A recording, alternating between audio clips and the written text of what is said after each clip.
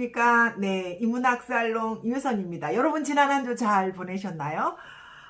저는 지난주에요, 오랜만에 제 후배 손 교수와 또 인문학을 사랑하는 제 지인과 함께 앙트레버, 피아니스트 최정주 교수가 하고 있는 도시의 인문학 산책, 베네치아 도시여행을 강의 듣고 왔는데요.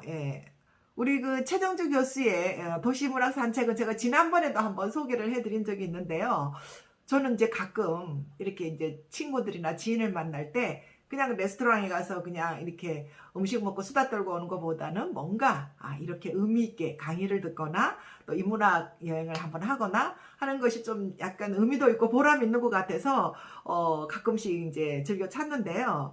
이번에 여행했던 베네치아는 제가 몇 년 전에 또 한번 다녀왔던 기억이 있어서 정말 옛 생각도 나고 오랜만에 베네치아의 추억에 흠뻑 빠졌던 그런 시간이었습니다. 그래서 여러분들에게 좀 소개를 해드릴까 하는데요. 베네치아 하면 여러분들은 어떤 생각이 떠오르시나요?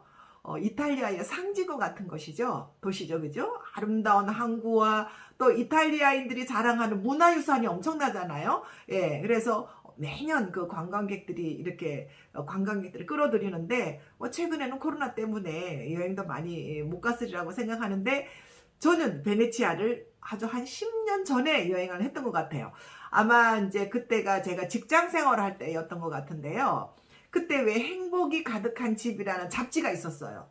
그 잡지에서 33인의 전문직 여성과 함께 떠나는 유럽 여행 프로젝트, 이게 이제 프로젝트가 있었는데 제가 운 좋게도 거기에 선정이 돼서 그 전문직 여성들 33인과 함께 유럽 투어를 한 적이 있는데 그때 이제 베네치아를 갔던 거죠. 베네치아는 아드리에 해안의 보석이다라고 부를 정도로 정말 문화예술과 또 물의 도시, 그래서 예술이 흐르는 도시로 이제 이렇게 이야기하는데요. 13세기부터 베네치아는 유럽의 해상무역으로 해서 엄청나게 부유한 도시가 됐죠, 그죠? 그래서 베네치아의 유력 가문들이 이제 합타투어서 이제 아름다운 궁전도 짓고 또 그 재능 있는 예술가들을 막 이렇게 후원을 해가지고요. 예술, 문화, 건축 뭐 이런 데서 활짝 꽃을 피운 정말 예술이 흐르는 도시다라고 이제 이렇게 말할 수 있겠습니다. 특히 이제 강의 중에 봤던 것 중에서 인상에 남는 거는 빛과 색채 마술사 티치아노의 그 성당 앞에 안에 들었으면은 붉은 옷을 입은 성모가 실제로 승천하는 것 같은 환상을 주는 그런 그림이 있어요. 그 그림이 아직도 지금 눈에 막 생각이 나고 그러는데요. 산타 마리아 성당이라고 하죠, 그죠? 산타 마리아 프라리 성당. 그리고 이 베네치아를 나폴레옹이 굉장히 좋아했다고 합니다. 그래서 나폴레옹이 좋아했던 그 산마르코 광장을 이 세상에서 가장 아름다운 응접실이다라고 이렇게 표현을 했더라고요. 그리고 이제 알렉산더 디마는 죽기 전에 꼭 가보아야 할 도시다라고 이제 이렇게 극찬을 했는데요. 또 이제 베네치아 하면은 곤도라를 타고 하는 이런 여행이 있잖아요. 저도 이제 가서 해봤는데 거기서 찍은 제 사진입니다. 몇 장이 있는데 제가 올려봤습니다. 이번 강의 중에서는 여러 가지 그림도 많이 보고 베네치아 미술관도 가고 뭐 여러 미술관도 갔는데요. 가장 인상에 남는 것은 패기 구겐하임 미술관이었습니다. 이 패기 구겐하임 컬렉션은요, 런던과 뉴욕에도 있잖아요. 이 베네치아가 세 번째라고 합니다. 세 번째. 근데 이제 패기 구겐하임은 제가 제 유튜브에서 커버나 컨텐츠의 김건희 대표를 소개하면서 함께 이렇게 소개를 한 적이 있는데요. 이 패기 구겐하임은 동양적인 정서로는 잘 이해가 안 되는 부분이 참 많습니다. 너무 자유연애잖아요. 어쨌든 뭐 미술 컬렉터로서 예술가로서 예술을 사랑하는 그녀의 어떤 열정과 또 재력이 대단하잖아요. 이거 다 갖추기가 힘든데 어쨌든 부러웠습니다. 패기는 미국 명문 유태인 가문에 태어났는데요. 친가 쪽은 광산 산업으로 또 외가 쪽은 뭐 군복 장사로 그 당시에 막 전쟁이 많았기 때문에 그래서 엄청나게 돈을 벌어서 정말 남부럽지 않은 그런 가정에서 태어났지만 이 유년기는 굉장히 우울하게 보냈다고 합니다. 이제 이래서 이제 예술에 집착을 했는지 모르겠는데 그녀는 이제 일찍이 유럽으로 건너와서 한 30년 동안 이 베네치아의 시민으로 살았다고 합니다. 그리고 그래서 이제 그녀의 핵심 컬렉션은 이곳 베네치아 패기 구겐하임 컬렉션에 거의 다 남아있다고 합니다. 그리고 이제 그녀의 유해도 이곳에 묻혀 있다고 하는군요. 그래서 이 베네치아는 그녀의 아주 지독한 미술 사랑, 위대한 미술 사랑의 종지부를 찍은 곳이다 라고 이렇게 이야기를 하더라고요. 네. 그리고 이제 이 패기는 나치도 두려워하지 않는 여성, 그리고 20세기 현대 미술의 수호자, 예술의 수호자다라고 이렇게 이제 평을 하는데요. 만약에 패기 구겐하임이 없었다면 오늘날 현대 미술은 존재할까? 어땠을까? 라고 이렇게 말할 정도로 정말 현대 미술에 기여한 바가 크다라고 이제 이렇게 이야기를 할 수가 있겠습니다. 여기 지금 이제 사진이 쭉 이제 보이시죠, 그죠? 20세기 그 패기 구겐하임과 함께 20세기를 연 현대 예술가들의 그녀의 친구들이라고 할 수 있죠, 그죠?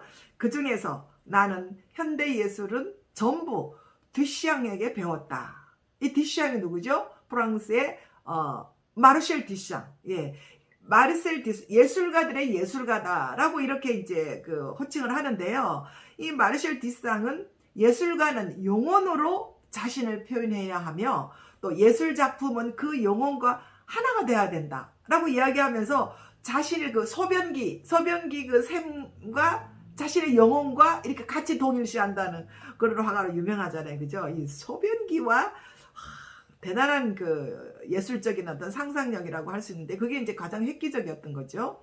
그 외에도 이제 우리가 알만한 몬드리안, 셀리그만, 그 다음에 이제 브루토 같은 20세기 현대 예술가들이 이제 그녀의 친구들이죠. 예. 그 패기 구겐하임이 굉장히 이제 대단한 성취라고 생각하는 것은 신인 화가 공모전을 개최했는데 미술관에서 잡부로 일하던 한 무명 화가를 알아보고 그 남자를 후원하기 시작했죠. 그죠? 그가 바로 현대 미술의 슈퍼스타 잭슨 폴록이다. 자기가 일생에 이 잭슨 폴록을 발견한 것은 정말 대단한 일이다라고 이렇게 회고를 했다고 합니다. 예, 제가 이번에 구겐하임을 새롭게 이렇게 만나면서요. 홈페이지도 새롭게 들어가 봤어요. 근데 하는 그 다양한 전시뿐만 아니라 아주 그 교육 프로그램도 진행을 하고 있더라고요. 이게 그 후손들을 위해서 그녀의 예술 정신이 세대를 이어서 영원히 숨을 쉬고 있다라는 이런 느낌도 제가 느낄 수가 있어서 정말 뿌듯한 그런 시간이었었습니다. 제가 이제 전체적으로 제가 다녀왔던 느낌을 동영상으로 이렇게 엮어봤는데요. 한번 보실까요?